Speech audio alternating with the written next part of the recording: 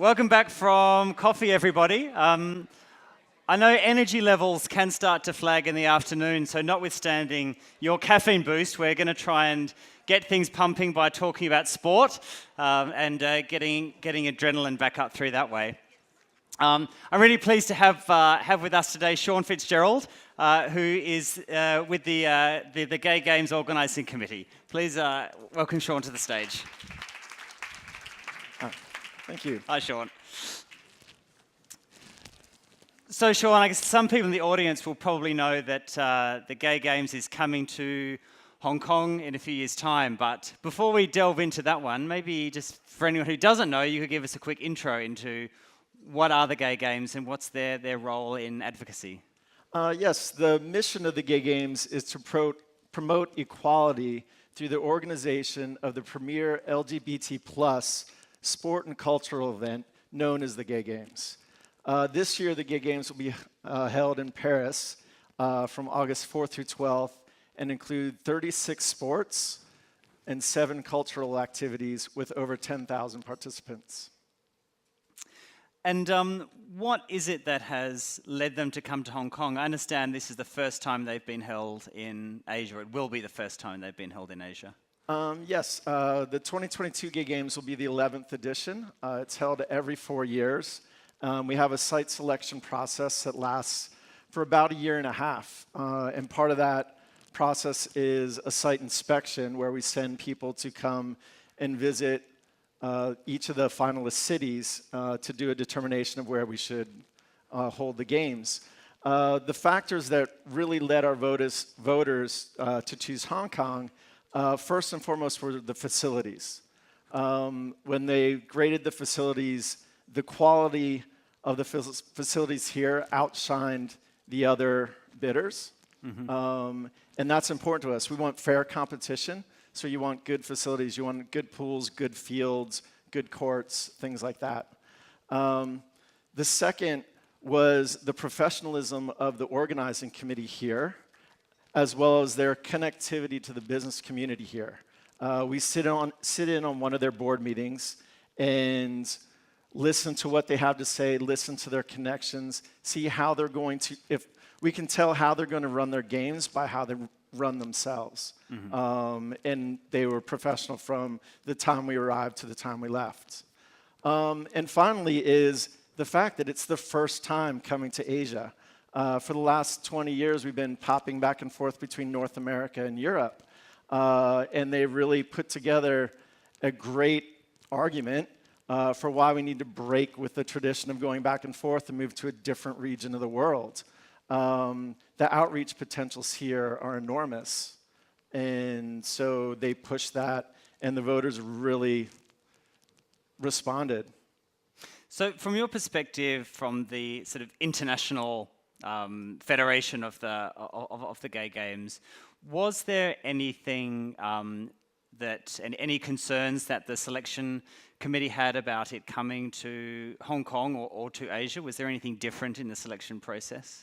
Yeah, the main concern is probably the political landscape here, where other host cities had the mayor, the governor, the head of state either being there in person or giving a taped speech.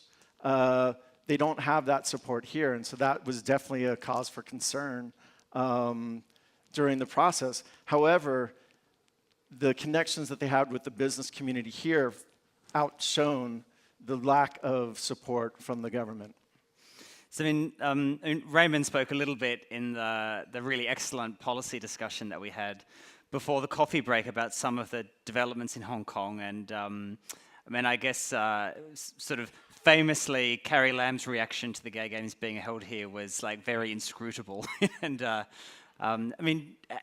that cause any practical issues, or it's just part of the backdrop maybe that you hope to influence? It's part of the backdrop we hope to influence. We're hoping that it becomes an opportunity for education, for them to see that we participate in sport the same way everyone else does. We'll use the venues the same way everyone else does. We'll enjoy the city the same way everyone else does. And hopefully that little bit of normalizing the LGBT sport community will help change some minds in the government. You mentioned before that one factor that worked in Hong Kong's favour was the corporate landscape, and so you didn't get the support from the government sector that you might get elsewhere, but you did get more support from the corporate sector. Can you give us some sort of colour on how did you find the Hong Kong corporate landscape from the context of the Gay Games, and how does it differ to what you're used to in Europe and North America? I don't personally have any contact with any of the business community here. I'm from Vancouver. I'm part of the International Organizing Committee. It was the local contacts that the Organizing Committee from Hong Kong 22 has that really shone with the money they could spend on the bid, the professionalism of the presentations, things like that, the connections they had. Mm-hmm. And what is the involvement of corporates in the Gay Games? How important are they in terms of partners? Well, you can't throw the Gay Games just on participant registration fees alone. The cost of the games is substantial. With 36 sports, you need a lot of venues. For aquatics... Does Hong Kong already have all the venues, or some will have to? The venues are named out in their bid book, so during the process we know what venues they plan to use. Mm-hmm. Some will change, some are available, some are will probably be built, or something newer will come up in the next 4 years. So we keep that ability for them to change the venues from what they initially proposed. Mm-hmm. But we pretty much know, and that's why we can visit all the different sites during the site inspection to see where the sport's going to be held. Yeah, okay. I mean, when a city hosts a large sporting event, there's often, a number of different reasons why they want to do so. So a lot of it's kind of ego or civic pride. Some of it is a desire to end up with a massive bill at the end of it. Sometimes it's the construction of new venues, and sometimes it's more of a social legacy. For the Gay Games in particular, how do those sort of elements play out? Like, what have been the typical legacies from games past?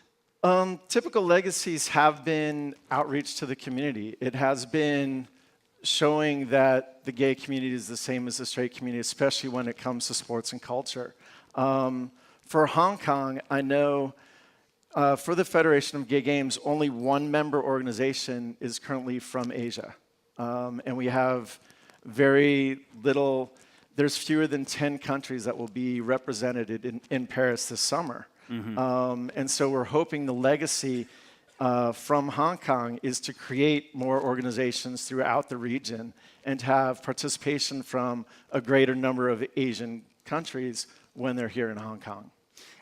And what is it that holds back Asian nations from participation? Is it the lack of government support, the lack of profile for sports, or?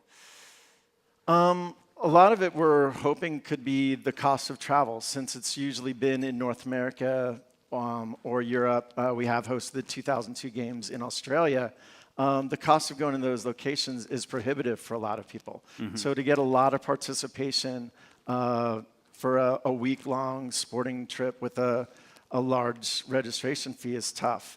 But there is just a lack of, there's very few gay sport organizations in the region, so you don't have established teams that can take their team to events far away. Mm-hmm. I've got another question I'd like to ask, but I'm just going to give the audience a chance to jump in before I use up all the time, or at least to remind you to get thinking if you have any questions that you'd like to ask Sean. Does anybody want to jump in straight away, or I'll keep going and give you another chance in a minute or two, either directly or through the app. The theme of today's event is the path to advocacy. So, the Gay Games has been going for a number of decades now. If I'm right. Yes, since 1982. Right. So, I guess it's also the organisation has been through that transition as well. Maybe early stages are visibility, and then through later years there's more of a focus on kind of catalysing change and being more of an advocate for LGBT plus rights. Can you tell us about the lessons from the Gay Games organising committee perspective on how to be an effective advocate in an international context? Basically is to be yourself.